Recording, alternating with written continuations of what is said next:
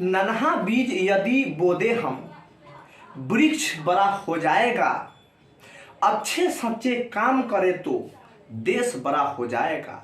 बिल्कुल कुछ इसी सिद्धांत के अनुसार जापान ने ऐसा काम करा कि पूरे दुनिया में तीसरा सबसे बड़ा इकोनॉमिक वेस्ट कंट्री बना हुआ है।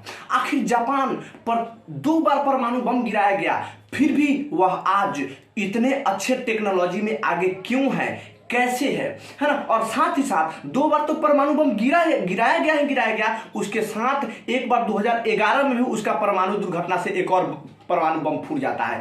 फिर भी आज जापान बहुत ग्रो कर रहा है ना। जापान का टेक्नोलॉजी इतना अच्छा है ना कि उसके पूरे दुनिया में तीसरा नंबर पर स्थान दिया जाता है। आखिर ऐसा क्यों हो रहा है? ऐसा जापान ने ऐसा क्या किया जिससे वह दुनिया में एक अच्छा टेक्नोलॉजी के आगे बढ़ रहा है? चलिए इस पर हम स्टडी करते हैं। आज जापान पर वीडियो लेकर आए हैं। अगर वीडियो अच्छा लगे तो लाइक करिएगा, कमेंट करिएगा और सब्सक्राइब करिएगा और शेयर भी करिएगा। चलिए स्टार्ट करते हैं। देखिए जापान जो है ना वह पूरे दुनिया में सबसे पूर्व स्थित है। मतलब कि पूरे दुनिया में सबसे पूर्वी देश के नाम से जापान को जाना जाता है ना। तो इसीलिए जापान में अब बताइए सबसे पूर्व जब जापान देश है तो सूरज तो पहले पूरब से निकलता है। बिल्कुल, तो सबसे पहले सूरज कौन देखेगा? जापान। यानी जापान को उगता हुआ सूरज का देश भी कहा जाता है ना।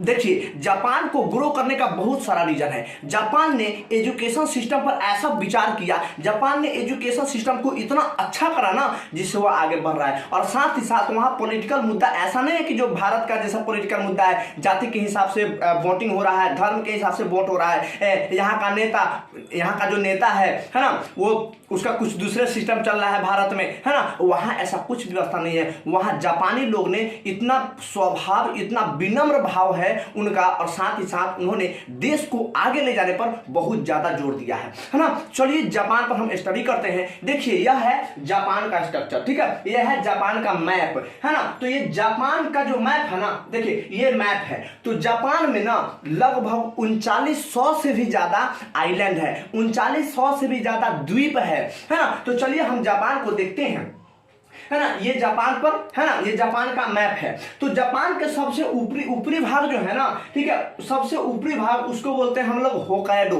तो जापान के सबसे ऊपरी द्वीप जो है ना वो है होकाइडो, ठीक है। और जापान के सबसे निचली यानी होकाइडो है और बीच में है एक द्वीप जिसका नाम है होन्शु द्वीप, ठीक है। तो जापान के सबसे ऊपरा जो द्वीप है उसका नाम है होकाइडो द्वीप, और जापान के नीचे जो है उसका नाम है ना होन्शु द्वीप, ठीक है। और जापान को देखिए होकाइडो द्वीप और ये है होन्शु द्वीप। ये जो है ना ये है होकाइडो द्वीप, देखिए ये है आपका होकाइडो द्वीप और ये नीचे है आपका होन्शु द्वीप। होन्शु द्वीप यहाँ तक आता है। उसके अलावा भी बहुत सारे छोटे इसमें बहुत सारे द्वीप है। सारा द्वीप मिलाकर लगभग कितना हो जाता है? 3900 द्वीप है जापान के पास, है ना। अब देखिए यहाँ पर है एक सुगारू स्टेट, ठीक है। सुगारू स्टेट दुनिया का सबसे पहला यह देश है जिन्होंने क्या बना दिया? जिन्होंने बुलेट ट्रेन बना दिया। तो बताइए सोच सकते हैं जब जापान इतना बुलेट ट्रेन बनाना क्या सिंपल बात है क्या? हमारे भारत सोच ही रहा है बुलेट ट्रेन के लिए। हालांकि भारत में बुलेट ट्रेन उतना बहुत ज्यादा जरूरत नहीं है ना। मोदी जी बुलेट ट्रेन की बात कर किया है। जापान हालांकि भारत का जो बुलेट ट्रेन जो बनाने वाला है कौन बनाएगा? जापान बनाएगा, है ना। मोदी जी जापान से मतलब बात विचार हो चुका है कि मतलब बुलेट ट्रेन बनेगा। अब बताइए बुलेट ट्रेन बनेगा, हमारा भारत में तो ट्रेन का स्थिति ठीक नहीं, बुलेट ट्रेन कहाँ दौड़ाएंगे, है ना। वही ट्रेन का ही तो पहले सही से अच्छा से टाइम सेटिंग करके एक ट्रेन को टाइम पर चलवा दीजिए, वही काफी है ना। और बुलेट ट्रेन के तो थोड़ा सा बाद में आएगा, कोई दिक्कत नहीं है, लेकिन हमारा उससे ज्यादा बेहतर होगा कि भारत में जो पहले से जो ट्रेनें चल रही हैं उसको एक अच्छा से, है ना, समय पर कर दिया जाए। लेट सेट 1-2 घंटा चलेगा, लेकिन यहाँ तो 1-2 दिन, है ना, एक दिन भी लेट हो जाता है ना ट्रेन। ऐसा भी स्थिति होता है ना। तो थोड़ा ये चीज पर सोचना चाहिए था। चलिए अब हम देख लेते हैं। तो दुनिया का सबसे पहला देश कौन है? जापान है, जिन्होंने बुलेट ट्रेन बनाया। तो बुलेट ट्रेन कैसे बनाया पता है? देखिए यह होकाइडो द्वीप, यह होकाइडो है और यहाँ है होन्शु द्वीप। तो ये होकाइडो और होन्शु द्वीप के बीच में है ना जगह खाली है, मतलब पानी है, समुंदर है। उसी समुंदर के अंदर दले कौन? जापान ने, ठीक है, बुलेट ट्रेन चलाया। बताइए, समुंदर के अंदर दले जापान ने बुलेट ट्रेन चला दिया। समझ सकते हैं कि जापान का टेक्नोलॉजी कितना बेहतर रहा होगा, और बेहतर है भी, बहुत ज्यादा बेहतर है ना। तो ये क्या है? सुगारू स्टेट बोलते हैं इसको। तो होकाइडो, ऊपर वाला द्वीप को बोलते हैं होकाइडो और नीचे वाला द्वीप को बोलते हैं होन्शु। तो होकाइडो और होन्शु द्वीप के बीच में जो है समुद्र, उस स्टेट का नाम है सुगारू स्टेट। और वैसी सुगारू स्टेट से जापान के क्या जाता है? जापान के बुलेट ट्रेन है ना होन्शु द्वीप से होकाइडो द्वीप तक जाता है। ठीक है, सॉरी होकाइडो द्वीप तक है ना जाती है। चलिए आगे देखिए। अच्छा, उसके बाद अगर आता है होन्शु द्वीप। ठीक है, तो होन्शु द्वीप पर ही इसका राजधानी है। बोले जापान का राजधानी कहाँ है? जापान का राजधानी है टोक्यो, है ना। तो जापान का राजधानी टोक्यो किस द्वीप पर है? होन्शु आइलैंड पर है ना। और ये बात जानते हैं कि मतलब सुजुकी कंपनी जो है, जो गाड़ी बना रही है बाइक, सुजुकी कंपनी कहाँ का है? जापान की ही कंपनी है ना। सुजुकी कंपनी भी जापान की है। चलिए, अच्छा देखिए, तो यहाँ इसका क्या है? टोक्यो इसका राजधानी है। जापान का राजधानी है टोक्यो। जो ये होन्शु द्वीप है ना, होन्शु द्वीप पर जापान का राजधानी टोक्यो है। और होन्शु द्वीप जो है ना, वहां से बहुत ज्यादा पेट्रोल निकलता है। तो पेट्रोल के लिए भी यह बहुत इंपॉर्टेंट हो जाता है ना। पेट्रोल के लिए इंपॉर्टेंट हो जाता है, ठीक है। अच्छा, उसके आगे आ जाइए। देखिए क्योटो जो है ना, एक क्योटो मतलब पूरा जापान में सबसे अच्छा शहर क्वेटो को माना जाता है। और क्वेटो बहुत ही अच्छा शहर है, जापान का सबसे अच्छा शहर है क्वेटो, है ना। अच्छा, अब बात करते हैं ओसाका। देखिए जापान में एक शहर है ना, जापान के, है ना, जो होन्शु द्वीप है ना, होन्शु द्वीप के नीचे एक जगह है जिसका नाम है ओसाका।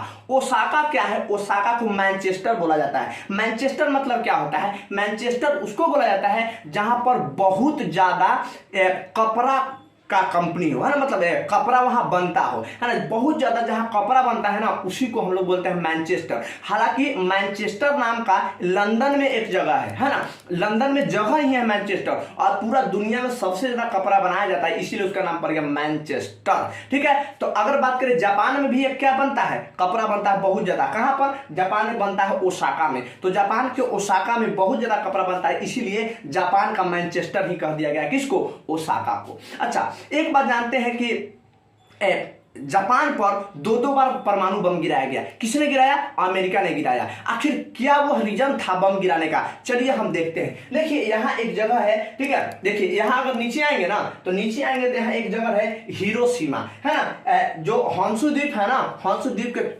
थोड़ा सा नीचे आएंगे तो जगह है हिरोशिमा। तो हिरोशिमा पर हम जानते हैं कि हिरोशिमा पर 6 अगस्त 1945 ईस्वी को बम गिराया गया था। वह कौन बम गिराया? अमेरिका, है ना। उसके बाद तुरंत 9 अगस्त को भी अमेरिका ही बम गिरा देता है। कहां? नागासाकी पर। 9 अगस्त, फिर 9 अगस्त 1945 ईस्वी में, है ना। आखिर यह बम क्यों गिराया गया है? आखिर वो बताए, परमाणु बम होता क्या है? देखिए परमाणु बम एक, है ना, लगभग बहुत बड़ा सा, ठीक है, बम होता है। उससे क्या होता है? ऐसा सोचते हैं परमाणु बम जो गिरता है तो पूरा आग निकलता है, पूरा एरिया को तबाह करता है। ऐसा कुछ नहीं है। परमाणु बम बिल्कुल जहां गिरता है तो वहां तो थोड़ा सा हादसा होता ही है, लेकिन उसमें ना पॉल्यूशन भरी गैस होता है, बहुत खराब गैस होता है, जिससे, है ना, मतलब जब परमाणु बम गिरा, जब परमाणु बम फूट गया तो पूरे एरिया में हवा के माध्यम से उसमें का जो गैस है ना, वो पूरे गैस क्या हो जाते हैं? पूरे हवा में फैल जाते हैं, है ना। ठीक है, और जब सांस लेते हैं ना तो उसी से क्या हो जाता है? उसी से मतलब फेफड़ा गलने लगता है, तो इंसान को 2-3 दिन में मौत हो जाता है ना। तो उससे क्या करना चाहिए? अगर परमाणु बम कहीं गिरा है या कहीं फूटा हुआ है तो उसमें ना बोरिक एसिड का छिड़काव करने से, है ना, उसका जो मतलब पॉल्यूशन है वो थोड़ा सा कम हो जाता है। ठीक है, तो देखिए हम जानते हैं कि 6 अगस्त 1945 ईस्वी को बम गिराया गया था, अमेरिका ने गिराया था हिरोशिमा पर। जो बम गिराया गया था ना, उस विमान का नाम था B-52, B-52 नाम के विमान से अमेरिका ने इस पर बम गिराया था, है ना। तो समझते हैं, देखिए जो बम गिराया था ना, वह उस बम का नाम था लिटिल बॉय, है ना। उस बम का नाम था लिटिल बॉय, है ना। अब वो बना हुआ किसी का? वो बना हुआ यूरेनियम का बना हुआ था, ठीक है, यूरेनियम का। और 9 अगस्त जो 9 अगस्त 1945 ईस्वी में जो गिराया गया था वो भी वही विमान से गिराया था, है ना। उसका नाम था फैटमैन, उसका नाम था फैटमैन, और उसका नाम था प्लूटोनियम। क्या? उस बम का नाम था प्लूटोनियम केमिकल से बनाया गया था। तो देखिए पहले हम अब इसको समझते हैं कि आखिर क्यों जापान पर अमेरिका बम गिरा था, आखिर इसका रीजन क्या था। देखिए दुनिया क्या है, पूरा पृथ्वी गोल है ना। सब देखिए, मानिए कि आपका ये पृथ्वी है ना, यह पृथ्वी है, यह पृथ्वी है ना। तब हम जानते हैं कि इधर बताइए, इधर नॉर्थ अमेरिका है ना। देखिए सपोज करो कि यहाँ पर क्या है, अमेरिका है ना, और यहाँ पर ये क्या है, जापान है ना, जापान है। सपोज करो तो यहाँ अमेरिका जो है ना और यहाँ जापान है। हालांकि पृथ्वी गोल है, तो अगर उधर साइड से देखेंगे ना तो अमेरिका और जापान एक साथ आ जाता है, लगभग थोड़ा दूर का डिस्टेंस रहता है। तो मानते हैं कि पृथ्वी को हम ऐसे घुमा दिए, है ना। तो यहाँ पर मान लीजिए क्या है, यहाँ पर अमेरिका है और यहाँ पर मान लीजिए कि जापान है ना। तो यहाँ पर मान लीजिए अमेरिका है और यहाँ पर मान लीजिए जापान है। तो अमेरिका और जापान के बीच में एक यहाँ पर एक द्वीप है, जिस द्वीप का नाम है हवाई द्वीप, है ना, हवाई आइलैंड। ये क्या हुआ था कि हवाई आइलैंड पर ना जो अमेरिका का नौसेना था ना, वो हवाई आइलैंड पर बहुत ज्यादा नौसेना था, है ना, बहुत ज्यादा, लगभग 10,000 के आसपास नौसेना था। किसका? उसका अमेरिका का नौसेना था। एक बार क्या क्या देखो, कोई देश अगर तरक्की करता है ना तो दुश्मनों की कमी नहीं है। ये क्या सोचा जापान कि बताओ, मतलब इतना, मतलब 10,000 की सेना, मतलब वायुसेना हमारा देश के बगल में रख दिया, और इसको थोड़ा सा जलन होने लगा। अब ये सोचा कि अब इसको किस तरीके से हम ठिकाना लगा देंगे, है ना। जापान बड़ा होशियार था, जापान होशियार नहीं था, बुर्बक था, क्योंकि ये उतना सोचा भी नहीं था कि हमारा पर परमाणु बम गिरेगा। अब बताइए, परमाणु बम का अभी तक की चोटा झेल रहा है ना, तो ये बड़ा बुर्बक था, इसको ऐसा करना चाहिए था। ये क्या किया से देखिए, यहाँ जो हवाई द्वीप है ना, ये हवाई द्वीप पर वायुसेना है ना, जो सेना है वो अमेरिका की सेना लगभग 10,000, और लगभग पता है लगभग 200 जो लड़ाई करने वाला जहाज होता है ना, वो भी था इस पर रखा हुआ, और लगभग 80 को था ना, लगभग 80 को के आसपास पनिया जहाज भी रखा हुआ था। ये क्या किया चोट्टा, रात भर में जितना भी वहां का चुपके से जाके इतना बम मारता है हवाई द्वीप पर, इतना बम मारता है कि वहां का जितने भी लगभग 200 विमान को इन्होंने ध्वस्त कर दिया। कौन? जापान। और 200 विमान को ध्वस्त करता है और 80 को वायु जल पनिया जहाज को भी इन्होंने मार दिया, और लगभग 10,000 के आसपास सैनिक भी मारा जाता है ना। तो अमेरिका गुस्सा गया, अमेरिका कह रही ये क्या हो गया, ये तुम मार काहे दिया। तो ये सोचा, ये क्या सोचा पता है, सोचा कि बात तू हमरा से आगे बढ़ रहा था, हम आगे कैसे बढ़ने देंगे, हैं बताओ। तो ये आगे नहीं बढ़ने दिया। अब इस समय तो ये क्या कहा, ये अमेरिका कहा कि इसका तुमको, है ना, कीमत चुकानी पड़ेगी। तो जापान का होशियार बनता है, क्या देख लेंगे, का तुम हमको कीमत चुकाना पड़ेगा, हम देख लेंगे तू क्या करेगा। हालांकि इसको जापान को पता नहीं था, है ना, कि अमेरिका क्या कुछ कर सकता है। और तब तक हो गया था परमाणु बम का खोज। जब तक ये पता है यहाँ पर क्या गिरा था बम से, यह गिरा था 1941 ईस्वी में, तब तक परमाणु बम अमेरिका के पास नहीं था। और चुपके अमेरिका क्या किया कि अमेरिका परमाणु बम बना लिया। 1945 ईस्वी में अमेरिका का परमाणु बम बन जाता है। और ये होशियार था, कौन? जापान में होशियार था, करा किया कुछ कर लेगा। ये क्या सोचा कि बॉम्बे ना गिराएगा हमारा पर, आके गिरा दो, कोई दिक्कत नहीं है, तोपे ना चलाएगा, चला दो। लेकिन इस भारी बुर्बक था, इसको थोड़ा ये पता था कि परमाणु बम भी कहीं चला दे बना के। यहाँ का उस समय, है ना, उस समय 1945 के आसपास यहाँ पर जो, है ना, प्रेसिडेंट होते हैं वो होते हैं ट्रूमैन, है ना, ट्रूमैन। और ट्रूमैन कहता है कि इसका हम बदला तुमको से लेंगे। जापान कहता ले लिया, है ना, मतलब ले लेना बदला, जो लेना है देख लेंगे का बदला लेता है। तब तक परमाणु बम बन गया था। अब परमाणु बम बन गया था ना, तो ट्रूमैन कह देता है कि जाके परमाणु बम मार दो। यानी ट्रूमैन ने आदेश दे दिया परमाणु बम मारने के लिए। किसको? जापान को परमाणु बम मारने के लिए। अब बस परमाणु बम मार दिया, बस गया जापान, है ना। तुरंत 2 को धराधर मार दिया। 3 तारीख को तो 6 अगस्त 1945 को मारा, और फिर 3 दिन बाद 9 अगस्त 1945 को भी मार दिया।